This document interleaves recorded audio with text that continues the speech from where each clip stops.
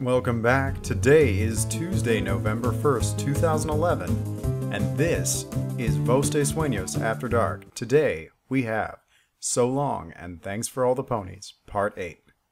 Far back in the earliest days of the universe, in what you could laughingly call the past if you felt so inclined, the first incident of equiform life evolved in a far-flung corner of the galaxy on the planet Zaphod 5, deep within the area known only as the Hasbro Zone. They were different from most ponies one might see today. They were heavier set, bulkier with smaller eyes and thicker muzzles. Evolution did its work on them, as it's wont to do. They became ever smaller. They also gained ever less varied personalities and ever less interesting social histories, at least for any outside observer. The ponies themselves never noticed, being too busy shopping and worrying about fashion, especially by the third generation or so. The forces of evolution experimented with wings, with horns, with sea ponies, even trying out almost anthropomorphizing the ponies, until eventually they hit upon a winning form, back to basics. Quadrupedal, with the three basic varieties of pony, so familiar today. However, these new ponies carried what leading biologists refer to as the Faust gene, and the species exploded like it never had done before. It exploded twice indeed, which apparently one can indeed do, for it seemed as though the forces of nature on planets throughout the rest of the galaxy had been peering over the shoulders of Zaphod 5, taking notes and shamelessly copying good ideas. Suddenly, similar life forms were springing up across the galaxy, entirely different species that, for whatever reason, looked and behaved in a very similar manner to those evolving on Zaphod 5. And so, ponies, or at least equiform life forms, became one of the most widespread and successful groups in the galaxy. Suffice it to say, the older evolved forms of ponies, generations as they are sometimes called, do not share nearly the same level of ubiquity across the cosmos, but they do still exist here and there. Our ponies are in fact part of the original species native to the original homeworld, if only through their creation by their god princess of Equestria. Celestia had decided to perfectly replicate the species of her pet project, the magical planet from which our heroines and hero so unnecessarily escaped.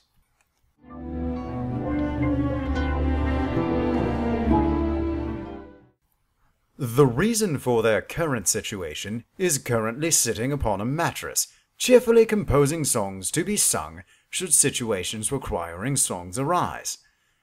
No pony appreciated the effort that went into coming up with and memorizing as many songs as she did. Friends paralyzed with fear by an enemy who could crucially actually be dispelled by laughing at them. She had sung a song for that. Needing to persuade a friend to share a ticket to the Grand Galloping Gala? Covered. Stuck in a crack in the ground by a giant boulder you can't move with no hope of rescue? Well, she was working on that. Admittedly, that was a little harder to work on, but she couldn't just be caught without a song. It had happened once. She had only half composed a song for persuading a friend to summon the courage to jump over a relatively small crack. And though persuasion had worked, she felt bad that there hadn't been a full number on it. Just because we can't get out, silly pony, there's no need to pout. Trapped and caught, stuck, unable to move. Just let Auntie Pinkie sing for you. She stopped. No, that wasn't the right tone at all, and repetitive rhyming couplets simply weren't good enough. She tapped a hoof under her chin. She needed to get her old composer back. This writer simply couldn't write a song to save his life, and his chapter updates were getting sloppy, not to mention how desperate all of those fourth wall breaks and self-references made his writing style sound, if only. Her train of thought was interrupted by Applejack pushing her way through a bead curtain into a temporary room. Sugar Cube? Hi! Pinkie leaped up, silently reminding the author that this wasn't over yet. I think we need to have a bit of a chat. Applejack was looking serious. Pinkie's ears drooped a tiny bit, and she cocked her head to one side. What about? Applejack moved quickly, giving her friend a one-legged hug. Now, no need to get worried. I'm not angry or anything. I just think, I don't know, like I don't know you like I used to think I knew you. She paused to make sure her sentence had made sense, then moved on. And the important thing is that I want to know you. You come out with all this fancy know-how and suddenly everything is different, and I don't even want to understand this whole crazy universe I'm suddenly in, but I need to, and, well, shoot, Pinkie, I guess I'm asking for your story. How'd you end up with us? Pinkie sank a little lower. I'm sorry I never told you guys about everything. Applejack laughed, giving her a noogie with her free hoof. You already said that, silly, and I forgive you. I understand. I'm just curious. Pinkie rose, and it seemed to the farmer pony that the music began to build in volume around them, a bouncy theme that Pinkie's voice moved in time with. The universe is huge, that much is plain to see, and once upon a time there came to be a pony named... An orange hoof was forced into her mouth. The others had long ago learned that this was just about the only way to stop a Pinkie Pie song. The hoof's owner laughed. Sorry, Sugar Cube, but I think I want to talk to you this one through. I don't want to miss something because you couldn't find the rhyme. The party pony pouted. That was a really good one. I've had it written for ages. Well, you can save it for when we're all together again. You're right, and we can have a back together again party. You got that for sure. But please, Pinkie, I want to know what you've been through. Okie dokie Loki. She leaned in close. But are you sure you don't want the song?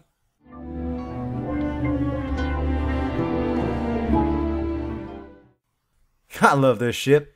She may have a heart of gold, but this baby has feathers of steel. Free-ya! She doesn't have feathers, buddy! Eddie's cheerful voice ruined Zaphod's sudden good mood. Shut up! You know what I mean. She flies on wings of fruitiness. No wings either, El Capitano. Would you like a blueprint? You could use the study time to discover many new features which I urge you to share and enjoy. Share and enjoy! Eddie, if you come up with that share and enjoy Belgium one more time, I'll hook your logic circuits up to the largest anonymous image board I can find and set you on read and translate. There followed an immediate silence. Better. He touched a hoof to his face where Rarity had struck him.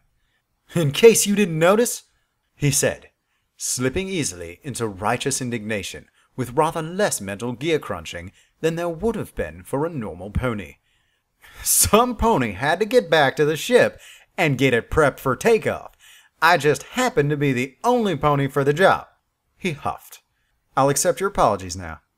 Rarity stamped her hoof in frustration, in a genteel manner unlikely to chip a hoof, and stormed out.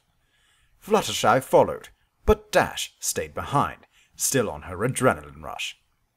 So, have I earned a drink? Zaphod turned from the computer, letting the ship continue to drift through the vacuum of space in a corner of the galaxy. It was, by a staggering coincidence, currently located at the exact center of the universe, which was, as it happened, quite sensationally dull.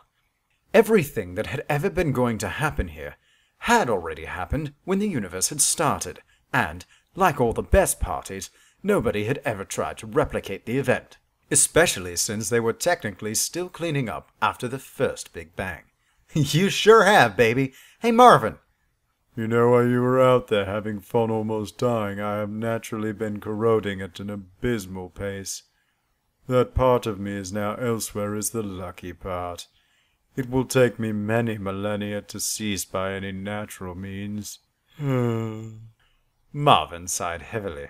I just lost another few molecules of iron oxide. Lucky molecules. Shut it, Marvin. Go make us a couple of dozen drinks, would you? Time for my daily abysmal mindless task, is it? Just get on with it.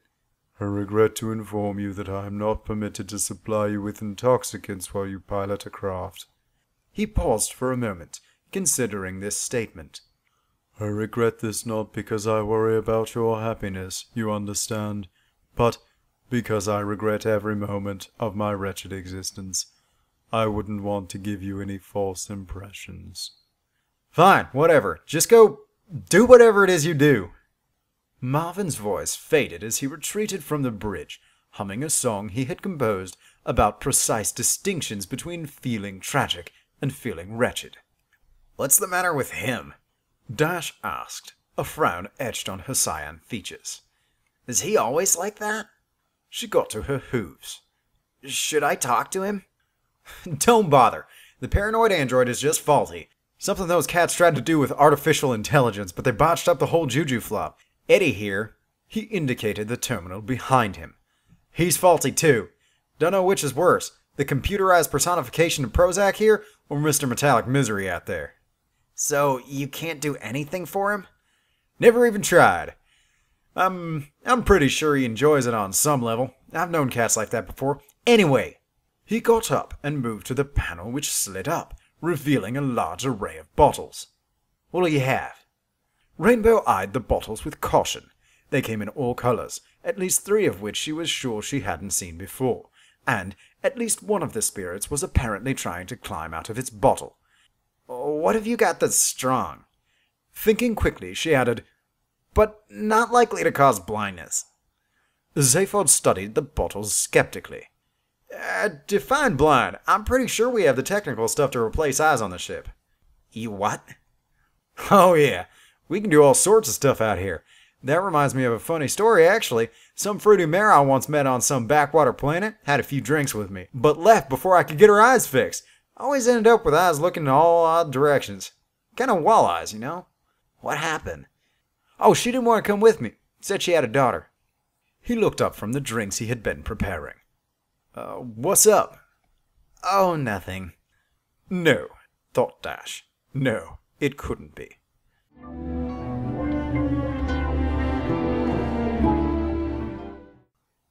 While on one side of the universe, a Betelgeuse was accidentally giving away things about his life, another was doing her best to give away as much as she could. This is what we might call a coincidence, but what Ulan Kalupid would call quantum-linked causality, if his latest work, Everything You've Always Wanted to Know About Quantum, but Have Yet to Ask Due to Chance Events Leading to That Eventuality, is any guide. Applejack was collapsed on the mattress, shaking with barely suppressed laughter as her pink friend told her exploit after exploit. She had already told how she had come to be employed at the Guide after wandering into the head editor's office after a particularly stressful party, and had left her stuck there with no explanation for how she had entered. She had told some of her myriad adventures attempting to research a planet that had actually ceased to exist through some pretty nasty temporal jiggery-pokery, and how she had then been sent to revise the Guide's entry on Equestria. And there we were, this silly salesman trying to find anything that would get us enough fuel to not hit Equestria super duper fast, and when he delves into the main hold, all he can find is this huge vat of oatmeal, and he's all like, "Could we put this in the matter editor?" And then I said, "Oatmeal, are you crazy?" But what do you know, it worked. Just enough for him to get away, but this poor guy ended up having to send me down into one of his escape pods to lose enough weight to actually get out of there. I crashed into the sea and I was only saved by the sea ponies. The what now? You'll see someday. Maybe. Anyway, then I had to try and find some place to live while I did my research. How long ago was this?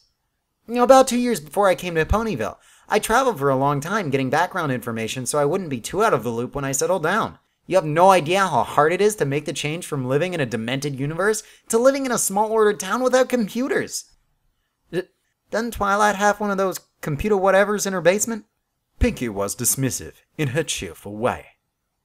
Technically, I guess you guys have a couple of computers, but come on, you know what I mean. None of you have even tried powered flight. You know how long it took me to get the materials to make my little flying contraption? I tell you, there were a couple of times when you guys were lucky to have an alien around.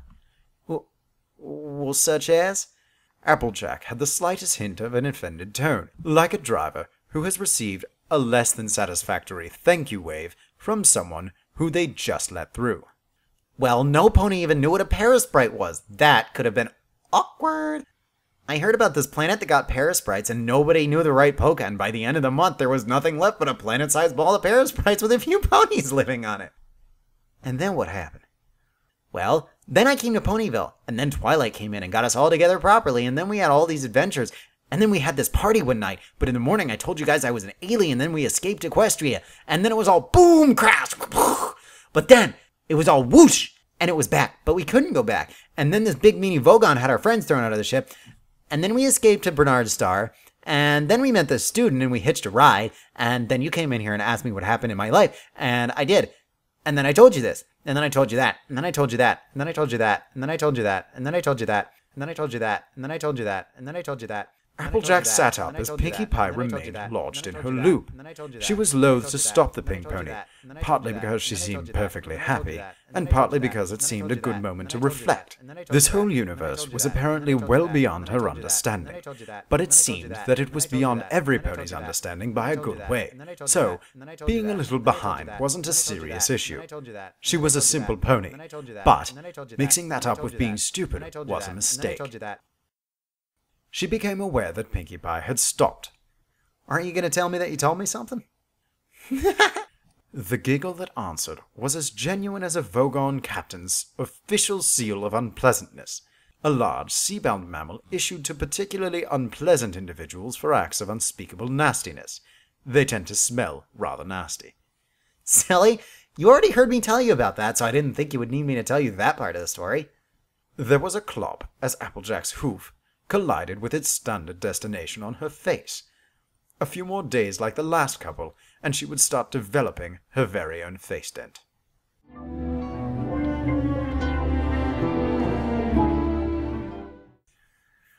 The Hitchhiker's Guide to the Galaxy has many articles on the act of copulation, which, funnily enough, occupies an extremely large part of the psyche of any self-respecting being.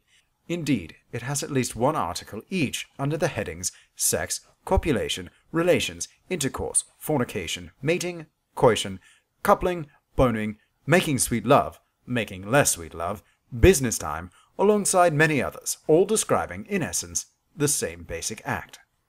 Furthermore, it has several articles on masturbation, wanking, jerking it, clopping, etc. In short, any pony wishing for a comprehensive guide to fulfilling their basest instincts, often without the standard biological payoff of childbirth, could hardly wish for a better companion than the Hitchhiker's Guide. In at least one of its many intrusions into the subject, the guide notes that it is common for two beings, who may or may not actually know each other, to engage in certain acts when significant alcohol has been imbibed, or they have escaped a life-or-death situation. Both of the above apply to Rainbow Dash and Zaphod Beeblebrox, who have the luxury of being technically physically compatible, and even being almost identical in species morphology. It would seem at this point that many things could occur, many of them of an unsavory nature. Luckily, none of the above actions are in any way forthcoming. The safety of the innocence of the readership is absolutely assured, for the time being.